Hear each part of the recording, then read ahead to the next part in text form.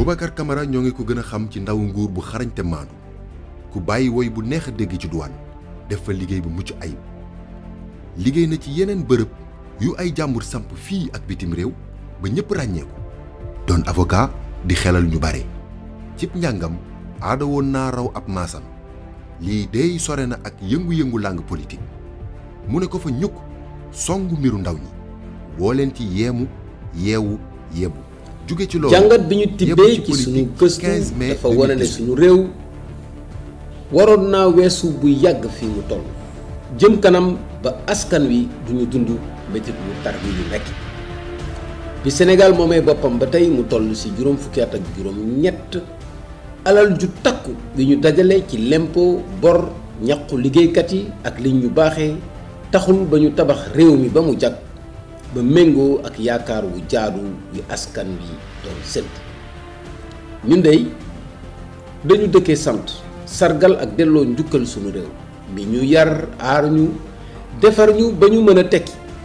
réewum Sénégal mi ñu baaxee l'école daara solu soldaar mën fee doon fonctionnaire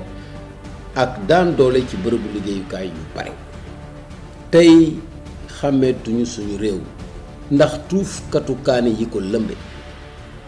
nañu ubbi suñuy gët dawal suñu xel te xam ne li raam ci ñàkk bi la jëm. film bi Moussa Sène Absa def ci moom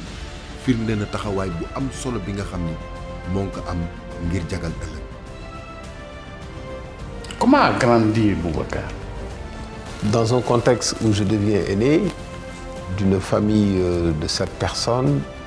d'une mère très attachée à l'éducation de ses enfants et d'un père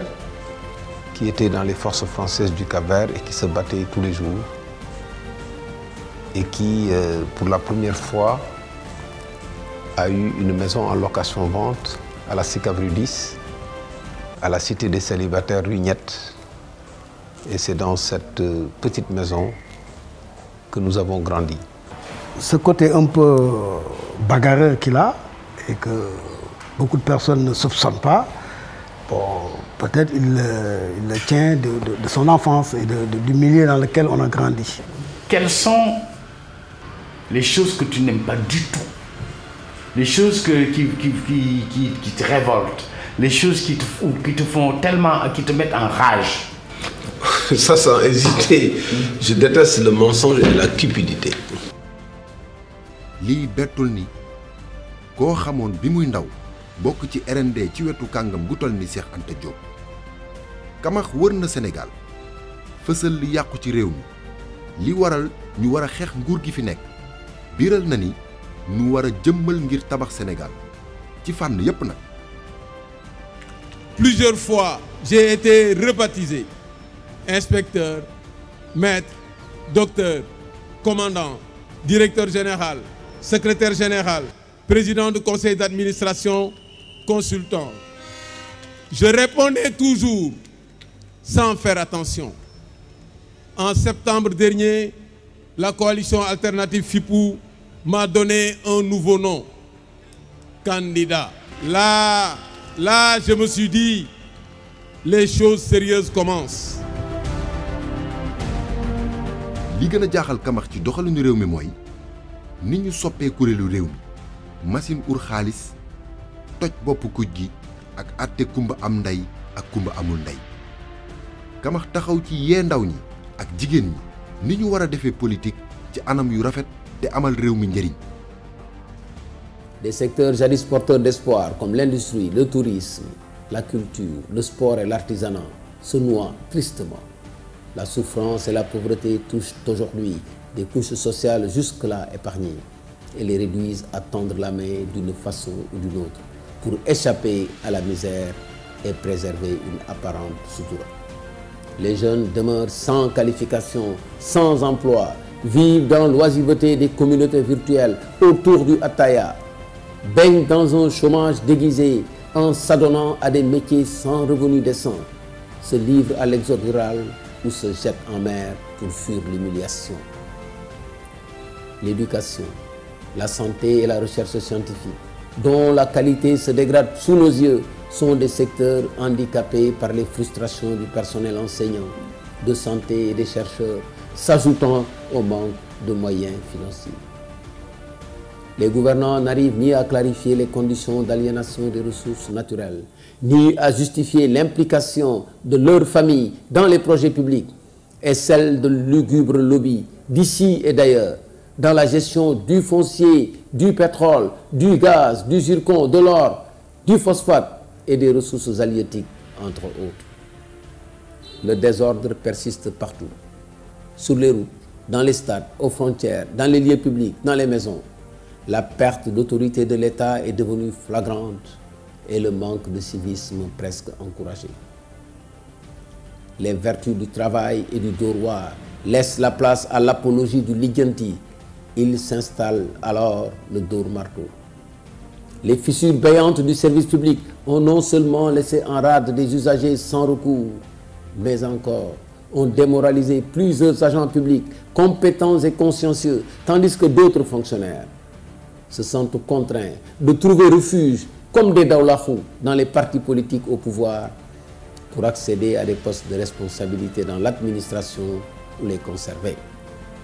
bi ko langu fippu tabee ci jongante président bu 2019 nguur gi xañ ko bokk ndax parrainage mu jàppale Ousmane Sonko taxawu campagne bi xam ngeen lu ci xew bi àdduna jaxle ci mbas mi Kamal taxawal li nga xam ni moom lañ naan tumbi 19 def ci jàngat ak ay digle yu baax yu mel ni 1000 milliards gis ngeen ni nu ko doxalee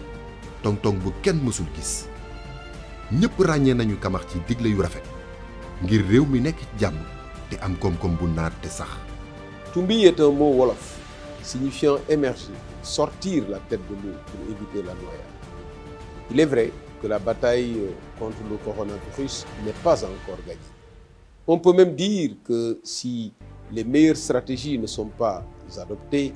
et mises en œuvre avec rigueur, la victoire souhaitée ne pourra même plus être espérée et raisonnable.